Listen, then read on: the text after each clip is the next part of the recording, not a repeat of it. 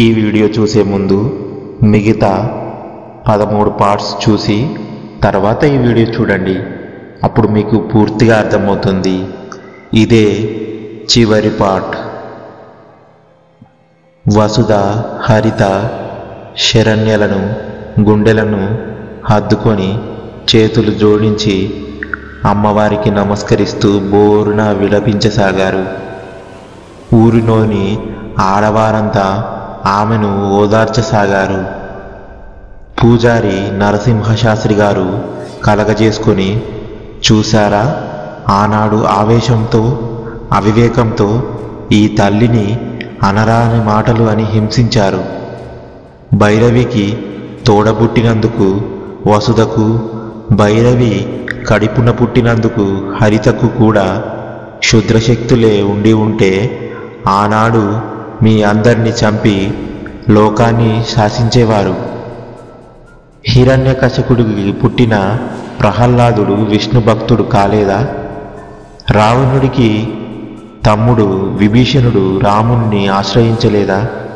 ఈ విషయం మీకెవరికి గుర్తురాలేదా? వసుధ మనసు ఏంటి అనేది ఎరిగినా కూడా మహేంద్రవర్మ ఆడిన ఆటలో పావులై ఆమెను మానసికంగా హింసించి చిత్రవధ చేశారు.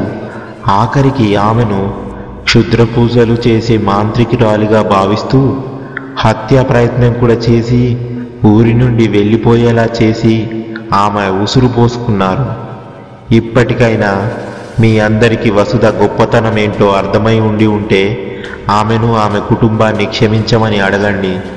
అప్పుడే ఈ గ్రామం మళ్ళీ సస్యశ్యామలమై పునర్వైభవాన్ని సంతరించుకుంటుంది అన్నారు శాస్త్రి గారు. ఊరంతా చేతులు జోడించి, అమ్మా వసుధమ్మ, మమ్మల్ని మన్నించమ్మా అంటూ ఆమెకు క్షమాపణలు తెలుపుతున్నారు. మహేంద్రవర్మ చలనం లేకుండా పడి ఉన్నాడు. అతన్ని ఆ పరిస్థితిలో చూసిన వసుధ మనసులో కోసింత బాధ కూడా కలగలేదు. ఆమె మహేంద్రవర్మ దగ్గరికి వెళ్ళి, ఏనాడైనా నువ్వు నా బిడ్డ ప్రాణాలు తీయాలనుకున్నావో ఆనాడే నువ్వు నా దృష్టిలో చనిపోయావు. నా మెడలో నువ్వు కట్టిన తాళి, నుదిటిపై నువ్వు దుద్దిన కుంకుమ, కాళ్ళకు పెట్టిన మెట్టలు అన్నీ నువ్వు చేసిన అకృత్యాలను నిరంతరం గుర్తు చేస్తూ ఉంటే ప్రత్యక్ష నరకం చవిచూశాను. అందుకే నువ్వు బ్రతికి ఉండగానే విధవరాల్ని అయ్యాను. ఏ భారత స్త్రీ చెయ్యని పనిని నేను చేశాను. కేవలం నీ దురాచోళనల కారణంగా పట్టుపరుపుల మీద పెరగాల్సిన నా బంగారు తల్లిని కటిక నేలపై పడుకోబెట్టాను. వెండి కంచాలలో తినాల్సిన యువరాణిని ఊరగాయ అన్నం పెట్టి పెంచాను. మహల్లో పెరగాల్సిన పిల్లని అద్దె కొంపల్లో ఇరుకు గదుల్లో పెంచాను అంటూ గుండె పగిలేలా ఏడుస్తూ, ఏనాటికైనా ఈ ఆస్తి నా హరితకి, ఆమె సంతానానికి దక్కాలని అన్ని జాగ్రత్తలు తీసుకున్నాను. ఎల్లప్పుడూ ఇక్కడ విషయాలన్నీ తెలుసుకుంటూ ఉన్నాను. మా జాడ తెలియకుండా జాగ్రత్త పడ్డాను. చివరికి మా ఉనికి కనిపెట్టలేక ఇంత దారుణానికి వడికడతావా? తూ నీ బ్రతుకు. ఇవాళ ఆ అమ్మవారి దయ వలన అందరం బ్రతికాము. లేకపోతే నీ దురాశకి ఊరే శ్మశానం అయిపోతుండేరా నీచుడా అంటూ కూలబలి ఏడుస్తుంది వసుధ. జానకి ఆమె దగ్గరికి వెళ్ళి, అమ్మా వసుధమ్మ, రండమ్మ, మన ఇంటికి వెళ్దామంటూ వసుధను పైకి లేపింది.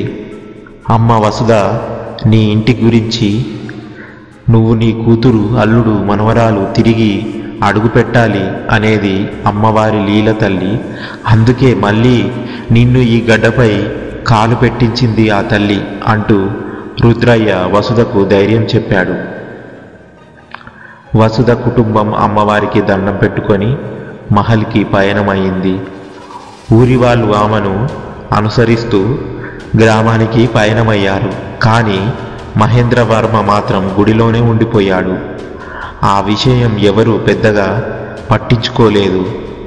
అతని మొదటి భార్య సుజాత కూడా. కొండ దిగి ఊరిలోకి అడుగు పెట్టారు వసుధ కుటుంబం. వారితో పాటు ఊరంతా వస్తున్నారు. భైరవి ఆకృత్యాలకు ఆమె ప్రయోగించిన క్షుద్రశక్తికి ఆ ఊరంతా అల్లకల్లోలమయ్యింది. ఎక్కడికక్కడ ఇళ్ళు చెట్లు కూలి పడిపోయి ఉన్నాయి. చాలామంది పేద ప్రజలు ఇల్లు లేని వారిగా, కొందరు ఉపాధి కోల్పోయి కొందరు అయిపోయారు. పండిన పంట చేతికి అందివచ్చే వేళ భైరవి కురిపించిన వడగండ్ల వాన ఆ పంటల్ని నాశనం చేసింది. దుకాణాలు, బడులు, ఆసుపత్రులు, కరెంటు స్తంభాలు అన్నీ నేలమట్టం అయిపోయాయి. ఆ దృశ్యాలని చూస్తూ గ్రామస్తులంతా కన్నీరు మున్నీరుగా విలపిస్తూ మహల్కి చేరుకున్నారు. అక్కడికి వెళ్ళాక వసుధ అందరితోనూ ఒక మాట చెప్పింది. ఎవ్వరూ ఏడవవద్దు, మీకు అమ్మవారి ఆశీర్వాదం ఉంది. అలాగే ఈ ఊరి క్షేమమే మన క్షేమం. తనగా క్షేమంగా భావించిన జమీందారు గారి సంకల్పం బలం కూడా తోడుగా ఉంది. ఊరిని పునరుద్ధరించడానికి జమీందారు గారి సేవా ట్రస్ట్ ముందుకు వస్తుంది. అందరికీ ఇళ్ళు ఇవ్వబడతాయి. దుకాణాలు, బడులు, హాస్పిటళ్ళు మళ్ళీ పునర్వైభవాన్ని సంతరించుకుంటాయి. రైతులకి పంట డబ్బులు సంస్థానం నుండే ఇవ్వబడతాయి. ఇల్లు కోల్పోయిన వారందరూ వారికి ఇల్లు అమరే వరకు ఇక్కడ ఉండడానికి ఏర్పాట్లు జరుగుతాయి అంటూ అందరికీ భరోసా ఇచ్చింది వసుధ. వసుధ అలా మాట్లాడుతుంటే ఊరంతా సిగ్గుతో తల వంచుకున్నారు. హరిత శంకర్లు వసుధ నిర్ణయానికి సంతోషంతో కూడిన గర్వంతో తలెత్తుకొని చూస్తున్నారు. శాస్త్రి గారు కొంతమంది కుర్రాళ్లను పంపించి పొలిమేరలు తెరిపించారు. దానితో ఎలక్ట్రిక్ పోల్లు మళ్ళీ పునరుద్ధరించారు.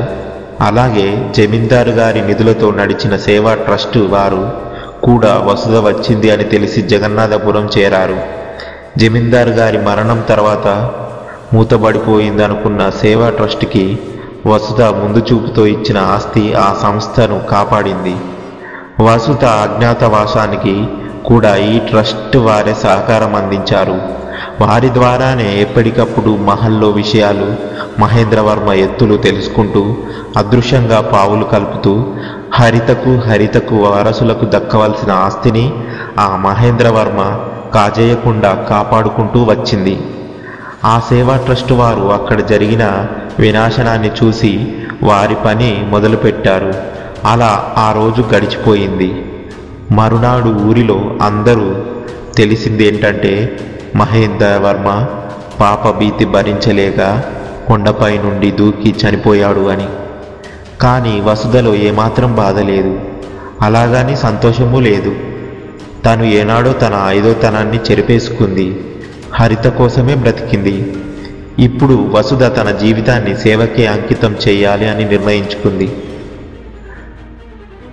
ప్రేమ నిలయం అనే సంస్థ స్థాపించి అనాథ పిల్లలను చేరదీసి వారికి ఆశ్రయం కల్పిస్తోంది.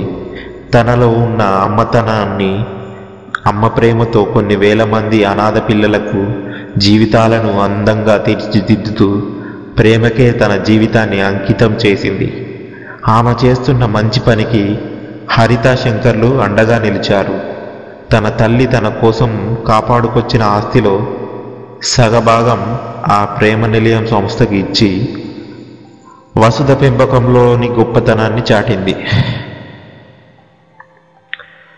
వసుధ జీవితమంతా ఒంటరిగా పోరాటం చేస్తూ నిద్రలేని రాత్రులు గడిపింది. ఒంటరిగా రాబందుల నుండి దూరంగా తీసుకుపోయి బిడ్డను కాపాడింది. ఒంటరిగా తన చేతిలో పెరిగిన బిడ్డకు, బిడ్డలకు చెందాల్సిన ఆస్తిని కాపాడుకుంది. ఒక తల్లి తలుచుకుంటే మృతువుకి ఎదురు వెళ్ళైనా సరే తన బిడ్డను కాపాడుకుంటుంది అని రుజువు చేసింది. కన్న ప్రేమ కంటే పెంచిన ప్రేమ గొప్పది అని చెప్పకనే చెప్పింది వసుధ కథ. ఈ వీడియో మీకు నచ్చినట్లయితే లైక్ చేసి మీకు ఏమనిపించిందో కామెంట్ చేయండి. అలాగే సబ్స్క్రైబ్ చేసుకుంటే మీకు మరిన్ని వీడియోస్తో మీ ముందుకు వస్తాను. Thank you for watching our videos. ఇంతటితో ఈ కథ సమాప్తం. మరొక కొత్త కథతో మీ ముందుకైతే రాబోతున్నాను.